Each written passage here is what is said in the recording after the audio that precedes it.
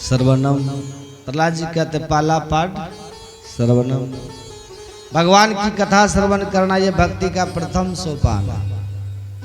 भक्त के सोपान को पार करते हुए भक्ति का चरमोत्कर्ष भगवान के चरणारविंद की प्राप्ति, उस शिखर तक पहुंचने के लिए पहली सीढ़ी क्या है? सत्संग, भगवान की कथा, श्रवण भक्ति। और श्रवण भक्ति की अपूर्व महिमा है। भगवत कथा श्रवण के द्वारा ही अंतःकरण की शुद्धि होती है। अन्य किसी भी उपाय से अंतःकरण की शुद्धि नहीं। बड़े बड़े यज्ञ यागादि कर्म कर लेने पर भी स्वर्गादि की प्राप्ति तो हो सकती है, अंतःकरण की शुद्धि की गारंटी नहीं। और उसका प्रमाण, जिसके मन की शुद्धि नहीं हुई, ऐसे व्यक्ति का कल्याण कैसे होगा? मनःशुद्धि विहीना नाम निष्कृतिश्च कथम भवे, उसकी निष्कृति कैसे होगी? क्यों? बोले मन की शुद्धि अगर नहीं हुई तो सब शुद्धि होते हुए भी कोई फायदा नहीं। ज्ञान शौचम परित्यज्य बाह्यो रमते नरः समूढ़ं कांचनं त्यक्त्वा लोष्टं गृह्णाति सुब्रत। ज्ञान शौच को छोड़ करके जो बाहरी शौच में लगा रहता है, उससे कोई लाभ विशेष नहीं, क्योंकि मन ही बंधन और मुक्ति दोनों का कारण है। उपनिषद में कहा श्रुति ने कि मन एव मनुष्यानाम कारणम बंध मोक्षयोः। मन ही मनुष्य के बंधन और मुक्ति दोनों का कारण है। मन एव मनुष्यानाम कारणम बंध मोक्षयोः। तो प्रश्न हुआ, कौन सा मन बंधन का कारण है, कौन सा मन मुक्ति का कारण है? तो भगवती श्रुति कहती हैं कि बंधाय विषयासक्तम मुक्ते निर्विषयम मनः। बंधया विषयासक्तम, विषयों में आसक्त जो मन है वही बंधन का कारण है। मुक्ते निर्विषयम मनः, और विषयों से मेरा मन निवृत्त हो जाए, यही मुक्ति का कारण है। तो मन की शुद्धि हो, ये ज्ञान शौच है। इसका उपाय क्या है मन की शुद्धि का? वेदव्यास जी कहते हैं, उत्तर देते हैं, भागवत के महात्म। प्रश्न तो रामायण के महात्म में मन शुद्धि विहीना नाम निष्कृतिश्च कथम भवे, और उत्तर कहाँ? बोले भागवत के महात्म में कहते हैं ए तस्मा अपरम किंचिन मन शुद्ध्यै न विद्यते। ए तस्माद परम किंचिन, भगवान की कथा के अतिरिक्त मन शुद्धि न विद्यते। मन की शुद्धि का दूसरा कोई उपाय ही नहीं। एकमात्र उपाय मन की शुद्धि का है कि हम बार बार सत्संग करें, बार बार कथा सुने। भगवान श्री रघुनंदन की, भगवान श्री यदुनंदन की चरित्र को बार बार हम श्रवण करते रहें। ये चरित्र ही हमारे चित्त को निर्मल करता है, और चित्त जब निर्मल हो तो निर्मल चित्त में भगवान के भाव का, भगवत भाव का प्रादुर्भाव होता है। उस निर्मल चित्त में तभी भगवत भाव की उत्पत्ति होगी। इसलिए बड़े बड़े महापुरुष ज्ञानी भी, वीतराग लोग भी, जीवन मुक्त भी भगवान की कथा सुनते हैं। जब तक जीवन में सत्संग नहीं मिलेगा तब तक विवेक नहीं हो सकता। विवेक उस ज्ञान को कहते हैं जिस ज्ञान के द्वारा सत असत, उचित अनुचित, ग्राह्य त्याज्य का हम भेद समझ सकें। उस ज्ञान का नाम विवेक है। दूध और पानी को अलग कर सके, तात्पर्य यही हुआ। विवेक का मतलब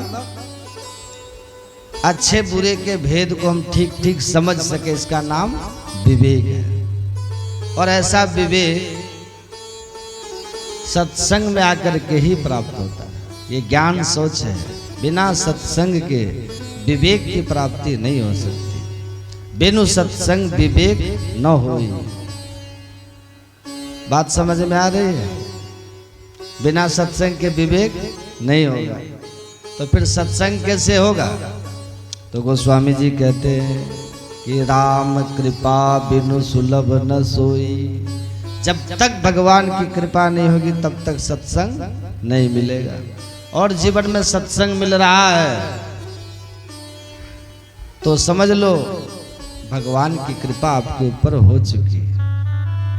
भगवान की कृपा का यही परिणाम है कि आप सत्संग में पहुंच रहे हैं, आ रहे हैं।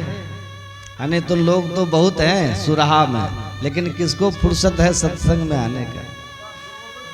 और सत्संग में आने पर बड़ी बड़ी समस्याएं भी आती हैं, बाधाएं भी आती हैं। गोस्वामी तुलसीदास जी महाराज कहते हैं कि यही सर आवत अति कठिनाई। इस सत्संग रूपी सरोवर में आने के लिए कोई जीव अगर सोचता है तो रास्ते में अनेक कठिनाइयां भी आती हैं। यही सर आवत अति कठिनाई। और अगर आप आ गए तो समझ लो ईश्वर की कृपा से आ गए। राम कृपा बिनु आई न जाई। राम जी की कृपा के बिना कोई सत्संग में आ ही नहीं सकता। और कितने लोग तो आते हैं लेकिन आने के बाद भी उन्हें सत्संग का लाभ नहीं मिल पाता है। यही सर आवत अति कठिनाई। राम कृपा बिनु आई न जाई। अजड़ता जाड़ विषम उर लागा। गयो न मज्जन पाव अभागा। गोस्वामी तुलसीदास जी महाराज कहते हैं कि कुछ अभागे प्राणी ऐसे भी होते हैं जो सत्संग में पहुंच तो जाते हैं, जिस किसी भी प्रकार से आ तो जाते हैं, लेकिन यहाँ आने पर उनको जड़ता का जाड़ा लगने लगता है। जड़ता जाड़ विषम उर लागा। गयो न मज्जन पाव अभागा। ध्यान से सुनिएगा। जैसे कोई व्यक्ति परिश्रम करके, मेहनत करके, टिकट बना करके यहाँ से तीर्थराज प्रयाग पहुँच जाए और प्रयागराज में जनवरी के महीने में जब कड़ाके की ठंडी पड़ती है उस समय मौनी अमावस्या का स्नान वहाँ पर लोग करते हैं प्रयागराज में। और वहाँ जाने के बाद उसको जाड़ा लगने लग जाए और फिर हिम्मत न हो कपड़े उतारने की तो जा करके भी स्नान नहीं कर पाते। उसी प्रकार जड़ता जाड़ विषम उर लागा। गयो न मज्जन पाव अभागा। जो अभागे प्राणी होते हैं वो सत्संग रूपी सरोवर तक पहुंच तो जाते हैं, लेकिन अज्ञान का जाड़ा उनको इतना पकड़ लेता है कि उनका मन सत्संग में डूब नहीं पाता है, डुबकी नहीं लगा पाता। तर्क कुतर्क से बुद्धि उनको विचलित करते रहती है और सत्संग रूपी सरोवर में वो स्नान नहीं कर पाते। तो अगर आप कर रहे हैं, सुन रहे हैं, समझ रहे हैं, अर्थात डुबकी लगा रहे हैं, ईश्वर की कथा में अपने मन को स्नान कराया, तो समझ लो वो बड़भागी हैं। भगवान की आपके ऊपर प्रत्यक्ष कृपा बरस रही है। यही कृपा का परिणाम है। राम कृपा बिनु आई न जाए। आप सभी बड़भागी हैं कि अपने व्यस्ततम समय को निकालकर, इतना समय निकालकर ईश्वर की मंगलमय चर्चा श्रवण कर रहे हैं, ध्यान करते हैं। जीव का परम धर्म यही है। इस मानव जोनि को प्राप्त करके जीव का परम धर्म क्या है? भगवान की प्राप्ति करें, ईश्वर की प्राप्ति। इसलिए मानव जीवन मिलता है। अन्य जीवन जो है पशु पक्षियों का जो जीवन होता है, भोजन, शयन और संतान की उत्पत्ति, ये सब तो पशु भी करता है। लेकिन पशु कुछ नए कर्म नहीं कर पाता।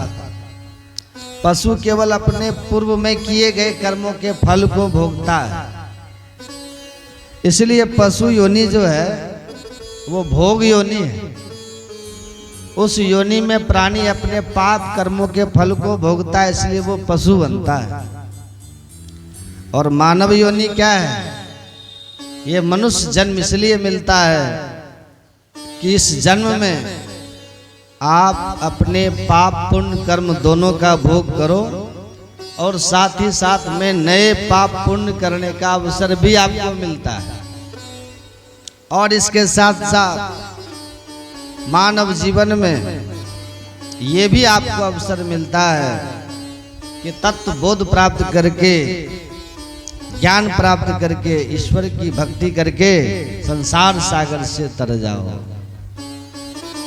नर तन बार बार नहीं मिलता, ये मनुष्य शरीर बार बार नहीं मिलता।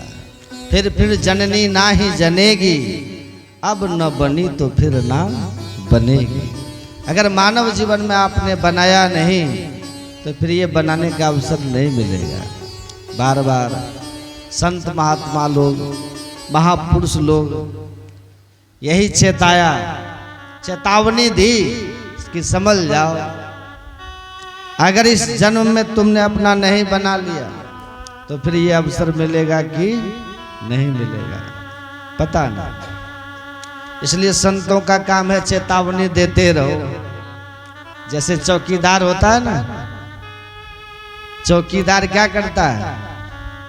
बोले वो घूमता रहता है रात्रि में गली गली और कहता है जागते रहो, जागते रहो, कहता है ना। चौकीदार का काम है कि वो जगाता रहता है।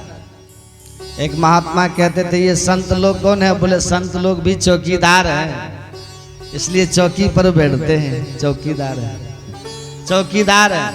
और आप लोग बोले आप लोग जमीन पर बैठो, इसलिए जमींदार है। जो चौकी पर बैठे वो चौकीदार, और जो जमीन पर बैठे वो जमींदार। तो जमींदार की प्रॉपर्टी कहीं लूट ना जाए, इसलिए चौकीदार का काम है कि वो आपको जगाता रहता है, जागते रहो, जागते रहो। संतों का यही काम है, समाज को जगाना। अपनी संस्कृति को, संस्कार को समझो और ईश्वर की भक्ति करके परमात्मा में मन को लगाओ।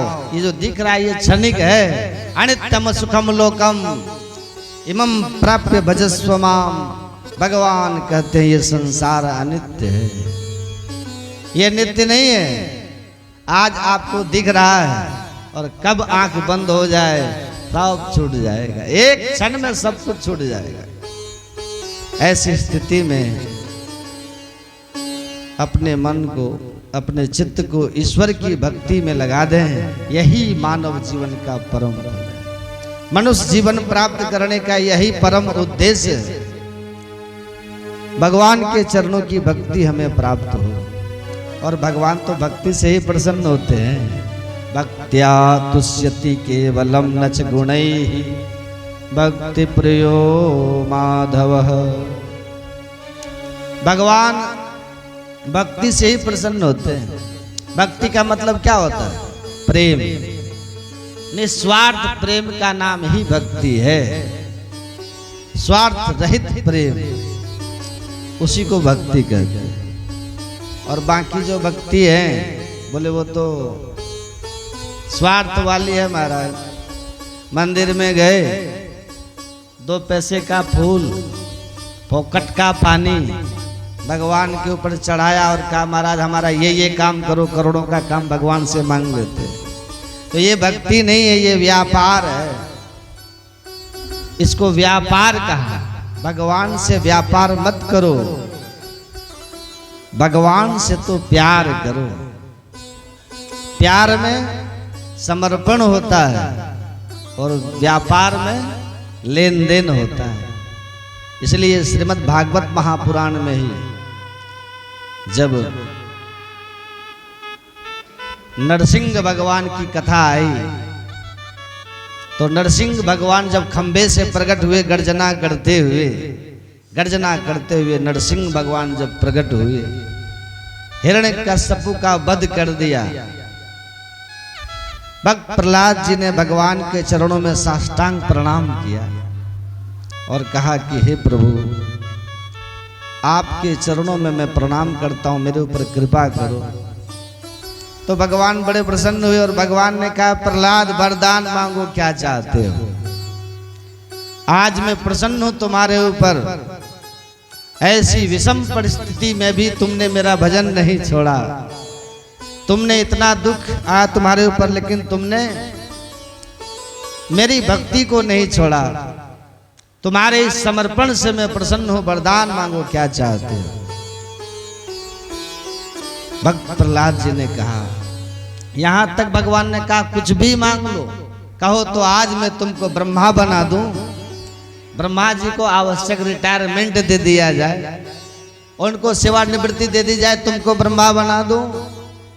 कहो तो भगवान विष्णु का जो पद है, भगवान शंकर का जो पद है, वो पद तुमको दे दूं। इससे बड़ा पद और क्या हो सकता है, जो मांगो। लेकिन भक्त प्रहलाद जी ने क्या कहा, भक्त प्रहलाद जी ने भगवान से कहा, हे प्रभु, यस्त आशीष आशास्ते न सबृत्य सबई वणिक। जो आपसे कुछ मांगता है वो आपका भक्त नहीं होता। खारिज कर दिया प्रहलाद जी ने। प्रहलाद जी ने कहा, जो भक्त आपसे कुछ मांगता है वो आपका भक्त नहीं है, वो तो व्यापारी है। देने वाले को न पता हो कि इसको क्या चाहिए, इसके लिए क्या अनुकूल है। और भगवान बोले, भगवान तो सर्वज्ञ है, वो सब कुछ मालूम है, आपको क्या चाहिए, कब चाहिए, कैसे चाहिए, कितना चाहिए, कितना जरूरी है, कितना जरूरी नहीं है, ये सब भगवान को मालूम है। अगर भगवान से मांगते हो तो इसका मतलब भगवान की सर्वज्ञता पर आपको भरोसा नहीं है। भगवान अगर सर्वज्ञ है तो उनको सब कुछ पता है, हमारा हित किसमें है, हमारा हित कहाँ है, ये भगवान को क्या पता नहीं है। इसलिए भगवान से तो मांगने की जरूरत ही नहीं। मांगना है तो भगवान से केवल दो चीज मांगो बस। क्या मांगो? बोले भगवान शंकर ने जो मांगा वो मांगो। भगवान शंकर ने क्या मांगा? बोले जब राम जी का राज्याभिषेक हुआ अयोध्या में, सभी देवता भगवान की स्तुति करने के लिए आए, तो भगवान शंकर भी वहां आए। तो भगवान शंकर ने कहा, प्रभु आपसे मैं कुछ मांगना चाहता हूँ। भगवान श्री राम ने कहा, मांगो। तो भगवान शंकर ने क्या मांगा? भगवान शंकर कहते हैं, बार बार बर मांग हो, हरस देहु श्री रंग, पद सरोज अनुपायनी भक्ति सदा सतसंग। दो चीज मांगा भगवान शंकर। हे प्रभु, आपके चरण कमल की अनुपायनी भक्ति मुझे मिले और मुझे सदा सत्संग मिलता रहे, यही दो चीज आप हमको दे दीजिए। भगवान से भगवान शंकर ने भक्ति मांगी और सत्संग मांगा। तो भगवान से कभी मांगना भी है तो यही मांगो, हे प्रभु आपके चरणों की भक्ति मिले और सदा सत्संग मिलता रहे, संतों का संग मिलता रहे। और संतों का संग अगर मिलेगा तो सब कुछ प्राप्त हो जाएगा, और भक्ति जीवन में आएगी तो सारे सद्गुण आ जाएंगे। यस्यास्ति भक्तिर भगवत्य किंचनाः सर्वै गुणै तत्र समास्ते सुराः। वेद व्यास जी कहते हैं कि जब जीव के हृदय में भगवान की भक्ति आ जाती है तो जितने देवी देवता हैं, एक एक गुणों के जो देवता हैं, वो सारे देवता अपने गुणों के सहित उसके अंदर आकर के निवास करते हैं। यस्यास्ति भक्तिर भगवत किंचना, जिसके अंदर में भगवान की अकिंचन भक्ति हो, सर्वै गुणै तत्र समासते सुराः, सारे गुणों के सहित देवता आकर के उसके अंदर में विराजमान हो जाते हैं। उसे किसी गुण को पाने की जरूरत नहीं पड़ती, अपितु गुणों के अधिदेवता ही आकर के उसके अंदर प्रतिष्ठित हो जाते हैं। ये भक्ति की महिमा। तो भगवान से भक्ति मांगो। और क्या मांगे? बोले सत्संग मांगो कि हे प्रभु बार बार कृपा करो, किसी तरह का सत्संग हमको मिलता रहे। पद सरोज अनुपायनी भक्त सदा सत्संग। सत्संग तो सदा मिले, बार बार मिले। क्यों? बोले सत्संग मिलेगा तो सब कुछ मिल जाएगा। मति की रति गति भूति बलाई, मति की रति गति भूति बलाई, जब जेहि जतन जहाँ जेहि पाए, मति की रति गति भूति भलाई। जब जेहि जतन जाजे पाए, सो जानब सत्संग प्रभाव। सो जानब सत्संग प्रभाव। सो जानब सत्संग प्रभाव। लोक मेरन आन उपाओ।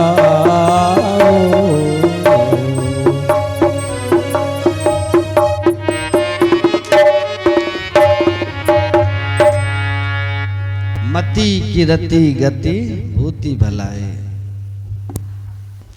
ये संसार में मति कीर्ति गति भूति और भलाई जिस किसी ने भी पाया तो सत्संग के सत्संग के द्वारा ही पाया। इसलिए भगवान से ये मांगना चाहिए बार बार हमें सत्संग मिले, और संतों का संग मिलेगा तो आपकी जो बिगड़ी है वो भी सुधर जाए। संत कबीर साहब जी कहते हैं, संतन के संग लाग रे तेरी अच्छी बनेगी। संतन के संग लाग रे तेरी अच्छी बनेगी।